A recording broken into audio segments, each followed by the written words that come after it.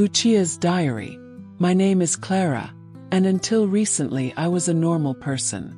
I had a peaceful life, a stable job as a librarian in the town of Greenfield, and I enjoyed my quiet routine. Everything changed when I found Lucia's diary. Now, as I write this, I hope someone will read and understand what happened because I know time is running out. It all started on a rainy November afternoon. I was organizing the old files in the library, a tedious task, but one that gave me a strange pleasure. Among the piles of dusty books and yellowed papers, I found an old diary with a worn leather cover and the name Lucia, engraved in almost faded letters. Something about it intrigued me, so I decided to take the diary home and read it. That night, I sat in my favorite armchair with a cup of hot tea beside me and opened the diary. The first pages contained the typical entries of a young girl. Her hopes, dreams, and small daily frustrations. But as I continued reading, the atmosphere began to change. Lucia wrote about a cabin in the woods and voices she heard on stormy nights. I put the diary aside for a moment, feeling a chill, but curiosity was stronger. I continued reading and soon became immersed in Lucia's disturbing story. She described encounters with shadowy figures that followed her, whispers that seemed to come from beyond, and a growing feeling of being watched. One of the last entries mentioned a ritual she believed was the cause of it all, performed by an occult group in the forest cabin. The next morning, I decided to investigate more about Lucia and her story. I went to the city archive and looked for records. I discovered that Lucia disappeared over 20 years ago and was never found.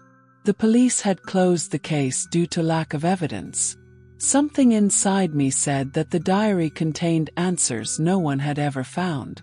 During the following nights, I began to hear strange things in my own house. Indecipherable whispers, soft footsteps echoing in the hallway, and shadows moving at the edge of my vision. Fear became a constant companion. But curiosity was still stronger. I decided to go to the forest, hoping to find the cabin mentioned in the diary. It was a cold and foggy afternoon when I finally arrived at the location described by Lucia. The cabin was there, exactly as she had written. Old, crumbling, and covered in vines. I entered hesitantly, feeling like I was being watched. Inside the cabin, the air was heavy and dense.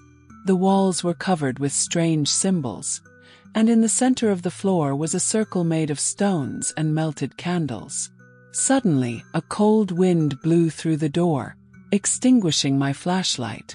In the dark, I began to hear the whispers again, now clearer and closer.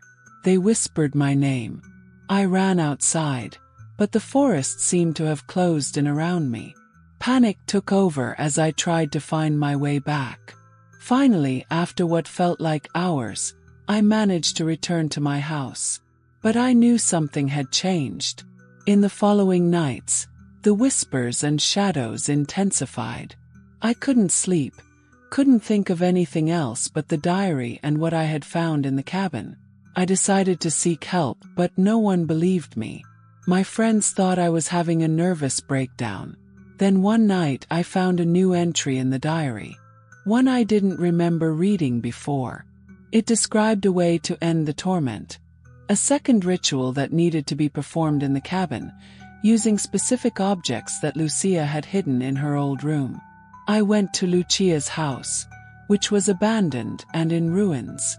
In her room, under the loose floorboards, I found a box with candles, dried herbs, and a small book of spells. With these items, I returned to the forest cabin. Fear consumed me, but I had no other choice. Had to try. That night, I prepared the ritual according to the diary's instructions. When I lit the last candle, the whispers stopped.